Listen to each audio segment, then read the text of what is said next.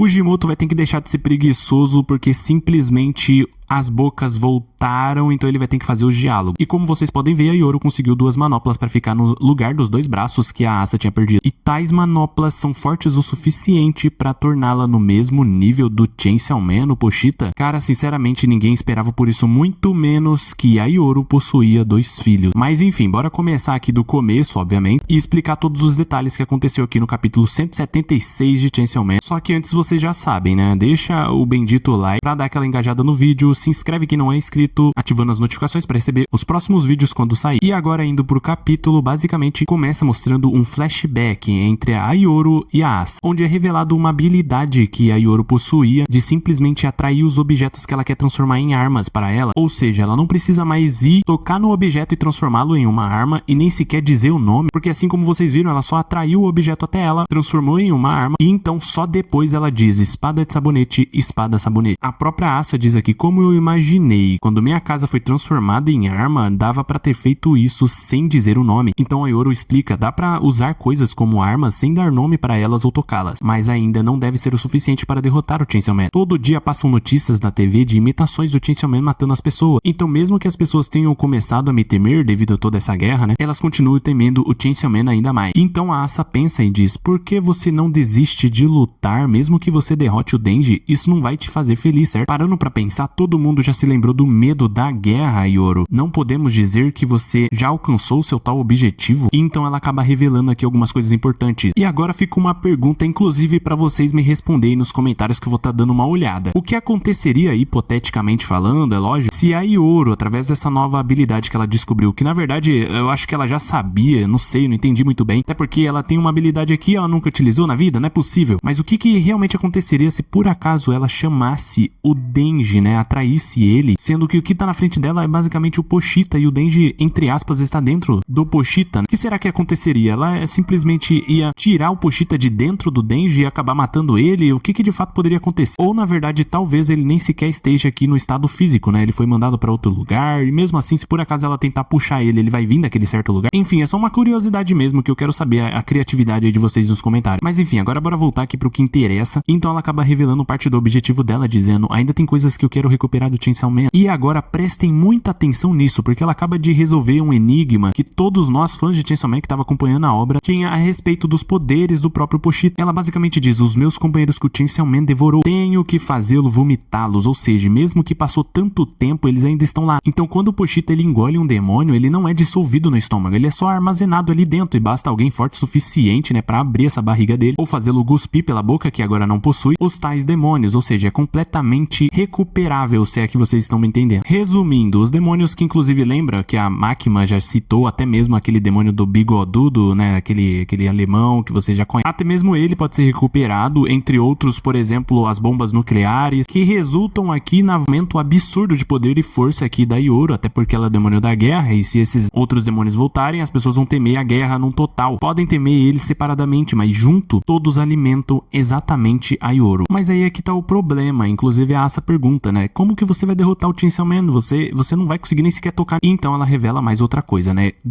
apenas duas, eu posso criar 2 armas que são muito mais fortes e assustadoras que as suas armas. Então a Asa fica exatamente com a minha reação, né, meio que brava, falando que, então por que você já não fez elas antes, caramba? Eu tive que transformar a minha casa e o meu financiamento estudantil em armas. Então ela meio que, né, já cala a boca de todo mundo, simplesmente falando, não compare com coisas tão trivais. Transformar essas 2 coisas em armas iria contra o meu objetivo de salvar os meus companheiros. Mas como assim? Então a Asa vai direto e curta e fala que, mano, então por que você só não desiste dessa merda? Ela pensa bem, abaixa a cabeça e diz, mas eu quero derrotar o Chainsaw Man, eu quero derrotá-lo para que saibam que eu sou o demônio mais temido, ou seja, ela só quer ocupar o lugar do Pochita, já que atualmente ele é um dos mais temidos entre os humanos e principalmente o mais temido entre os próprios demônios. Então ela diz aqui, só que para conseguir isso, então finalmente volta, né, para aquela cena em que a Asa, né, e a Yoru estão ajoelhadas na frente dele, ele está prestes a acabar com isso de uma vez por todas. Então ela diz, eu transformaria até mesmo meus filhos em armas. E sem pensar duas vezes ela diz: vamos nessa, bem-vindos de volta, enquanto sai um pequeno sangue atraindo alguma coisa dos braços aqui da Asa, dizendo tanque de guerra e armas de fogo, os dois filhos da Ioro, a demônia da guerra. E inclusive esses dois demônios estavam meio que presos aqui no centro de contenção de demônios lá no México, trancados a 7 chaves e todo um esquema aqui de proteção. Só que como a Ioro utilizou sua nova habilidade de puxar eles, né, basicamente, acabou não sendo o suficiente para segurar os dois, que rodaram, entre aspas, o mundo inteiro, né, inclusive até varou montanhas inteiras, que na verdade eu me confundi. Um deles estavam lá no México, né, no centro de contenção de demônios, e o outro tava na União Soviética, no Monte Elbrus, o mesmo que varou a tal montanha, que principalmente varou o Chainsaw Man, que tava na frente do caminho. E só pra vocês entenderem, esses dois são tão fortes que pra passar pelo Pushita, ainda mais nessa sua forma, é um tanto quanto complicado. E atravessaram ele completamente, chegando na mão, no caso só os cotocos, né, da Ioro, se transformando em 2 braços pra ela poder voltar aqui pro campo de batalha. E a pergunta que fica, na verdade, é quão forte, ou melhor dizendo, quem é o mais forte nessa situação? Basicamente, a invocação, entre aspas aqui, né,